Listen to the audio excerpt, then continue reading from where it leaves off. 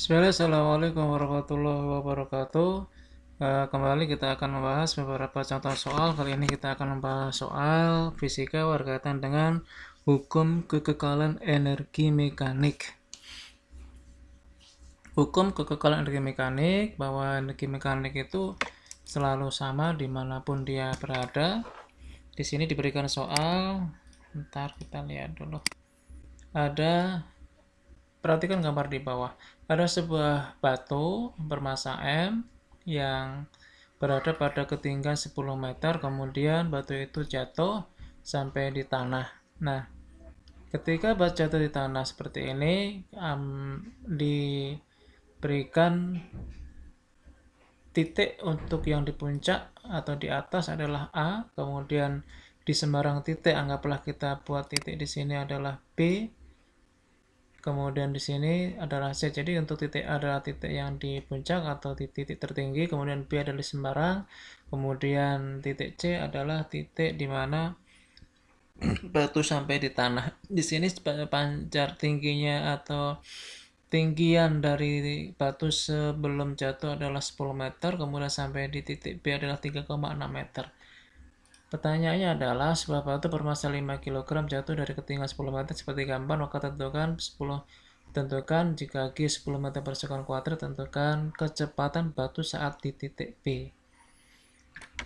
Ingat, untuk energi mekanik itu adalah gabungan atau jumlahan dari energi potensial dan energi kinetik. Nah, di sini ada benda batu, kita buat 3 posisi yang berbeda, C, ini B, ini A. Nah, di sini akan muncul yang namanya MA. Di sini akan muncul namanya energi mekanik di titik B. Di sini akan muncul energi mekanik di titik C. Ingat, hukum kekekalan energi mekanik itu menyatakan energi mekanik di titik A sama dengan energi mekanik di titik B sama dengan energi mekanik di titik C. Oke, kita akan jabarkan dulu. Sudah diketahui seperti itu. Tingginya B 3,6 seperti gambar. Kemudian ingat, energi mekanik adalah jumlahan dari energi kinetik ditambah energi potensial. Maka EMB, energi mekanik di titik B, sama dengan energi potensial di titik B ditambah energi kinetik di titik B. Ingat, hukum kekekalan energi mekanik seperti ini. Energi mekanik di titik A sama dengan energi mekanik di titik B sama dengan mg kalikan HA. Baik, energi mekanik titik A ini sama dengan energi potensial di titik A ditambah energi kinetik di titik A. Energi potensial di titik A adalah M kalikan G kalikan HA ditambah 0. Kenapa kok 0? Karena belum bergerak, masih diam, belum jatuh. Nih, 0. Sehingga energi mekanik di titik A sama dengan 5. Di sini sudah dituliskan ya, ada 500 Joule. Berarti energi mekanik di titik A sama dengan energi mekanik di titik B. Nih, energi mekanik di titik A sama dengan energi mekanik di titik B. Di sini kita punya yang namanya EPB dan EKB. EPB kita bisa cari M kalikan G kalikan HB. Kita dapatkan 5 dikali 10 dikalikan HB-nya adalah 3,6 sama dengan 100. Mana ini? Belum ya? 180 Joule. Oke, kalau dituliskan dengan rapi seperti ini. 180 Joule energi potensial di titik B. Maka EKB bisa diketahui. EKB dari 500 sama dengan 180 Ingat, EMB-nya adalah 500, EPB-nya 180, EK-nya yang dicari, EKB-nya. Sehingga EKB-nya ketemu 320 Joule. Ingat, kecepatan energi kinetik dirumuskan setengah mv kuadrat. Maka di sini kita bisa tuliskan bahwa setengah mv kuadrat sama dengan EKB, 320 Joule sama dengan EKB, sehingga kita buat setengah mv kuadrat sama dengan 320 Joule. Jadi kita akan menghasilkan kecepatannya sebesar 4/8. Nah, ini adalah kecepatan di titik B. Saat batunya sampai di B, kecepatannya adalah 4/8. Sudah selesai ketemu untuk jawaban dari soal di titik B. Cara ini bisa dikerjakan dengan cara yang lain, yaitu sama, kita buat juga titiknya ada 3. Kita hapus dulu yang ini biar bisa digunakan. Kita buat 3 titik, yaitu A sama A, B, C, D. Tapi di sini kita hanya bermain menggunakan H, A, dan HB-nya, atau H bawah dan H atas. Apa H bawah dan H atas? Maka untuk membedakannya supaya dia tidak rancu dengan H, A, dan HB, karena kita punya 3 titik A, B, dan C, maka kita bedakan dulu. Yaitu untuk yang soal titik A dan B kita ganti dulu semua. Anggaplah untuk paling tinggi bukan A ya, paling tinggi kita ganti bukan dengan A, tapi kita ganti misalkan dengan P. P, kemudian di sini Q, kemudian di sini R. Berapakah kecepatan saat di titik Q? Nah, untuk mencarinya, sekian ini adalah energi mekanik. Sekian ini adalah energi potensial. Sekian ini adalah energi mekanik. Sedangkan energi mekanik adalah energi potensial ditambah energi kinetik. Maka sekian ini adalah EK. Jadi EK itu selalu di atas titik yang kita cari. Kalau EP adalah selalu yang di bawah yang kita cari. Maka kita gunakan di sini adalah H atas ketinggiannya. Di sini kita gunakan energinya adalah ketinggian adalah H bawah. Di sini rumusnya M G H atas.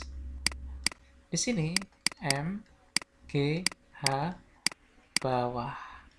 Maka untuk mencari kecepatan saat di Q sama dengan, karena dia ada di EK, maka sama dengan kita gunakan akar 2 GH atas. Loh, kok bisa dari mana ini? Oke, EK Q sama dengan M GH atas. Sedangkan EK sendiri adalah setengah mv kuadrat sama dengan mgh atas. Sehingga kita buang, dapatlah v kuadrat sama dengan v kuadrat sama dengan 2gh atas. Nah, kalau kuadratnya dihilangkan akan menjadi akar di sebelah kanannya, ini atas. Mau coba cara hasilnya sama tidak, kita gunakan coba. V sama dengan akar 2 kalikan G kalikan H atas. Kenapa atas ya? Biar gampang.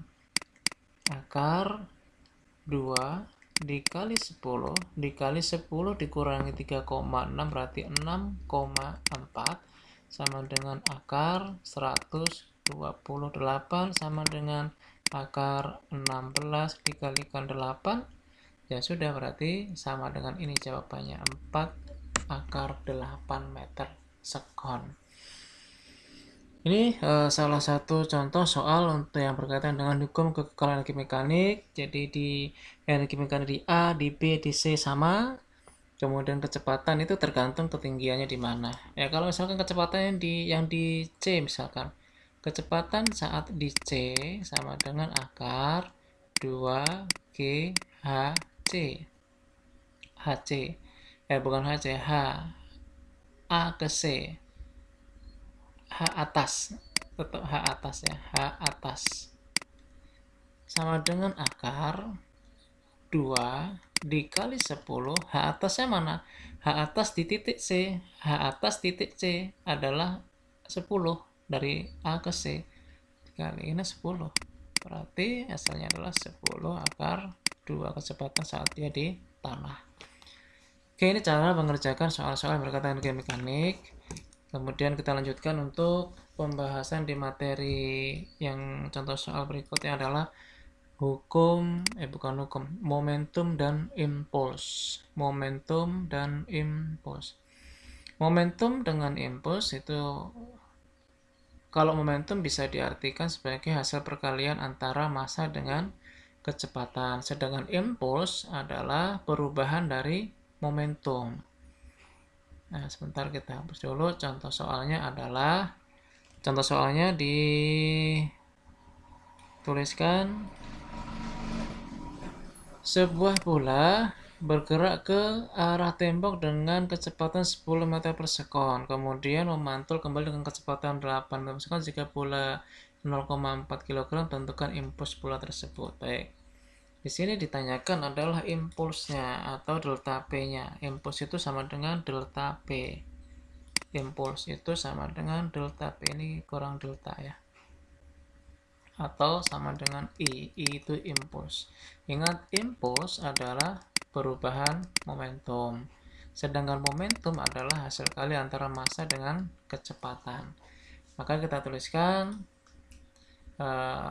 di sini ada bola ya. Bola menabrak tembok, V1 sama dengan 10, kemudian kembali V2 menjadi 8. Maka kita bisa tuliskan bahwa delta P, impuls itu sama dengan delta P, ini I, sama dengan ini I, sama dengan ini I, sama dengan ini I. Nah, perubahan dari momentum P2 dikurangi P1, momentum di akhir dikurangi momentum di awal.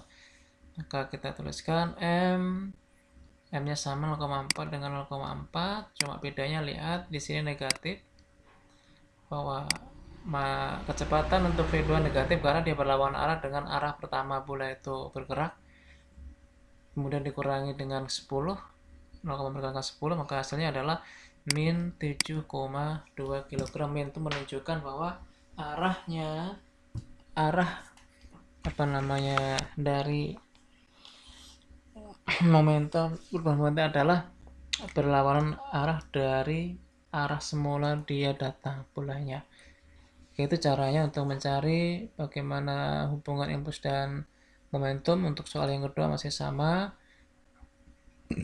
Diketahui sebuah bola kasih dikumpulkan ke bola yang mengarah kepada dengan gaya 200 Newton sehingga bola bergerak kembali menjauhi pemukul dengan kecepatan 8 meter per sekon. Jika massa bola 0,4 dan saat mendatangi pemukul kecepatan adalah 10 meter per sekon, maka tentukan waktu sentuh bola dengan pemukul tersebut. Oke, diketahui massa 0,4, V1-nya 10, V2-nya 8, jadi ini sama. Ini ada pemukul, misalkan, kemudian ada pemukul, ada bola. Bola ini kemudian dipukulkan, bolanya ke sana, ini ada 10, ini ada 8. Nah, di sini berapakah sentuhan dari bola ini menyentuh, berapakah waktunya bola menyentuh pemukul. Maka kita bisa gunakan hubungan antara momentum dan impuls, bahwa I sama dengan perubahan momentum. I perubahan momentum, kita dapatkan bahwa I impuls itu sendiri adalah gaya dikalikan perubahan waktu nih. Ini adalah I sendiri, kemudian ini adalah perubahan momentumnya. Ini 7,2 dibagi 200, maka hasilnya adalah 0,036 detik. Minnya itu hanya batas arah, maka dia kalau di waktu dia dianggap tidak ada minnya, jadi 0,036 detik untuk waktu sentuh dari pemukul ke bola. Waktu sentuh pemukul ke bola adalah 0,036 detik. Oke, ini yang contoh-contoh soal berkaitan dengan hukum kekebalan mekanik dan momentum dan impuls. Kita kembali nanti bertemu dengan pembahasan materi-materi soal berikutnya. Terima kasih. Wassalamualaikum warahmatullahi wabarakatuh.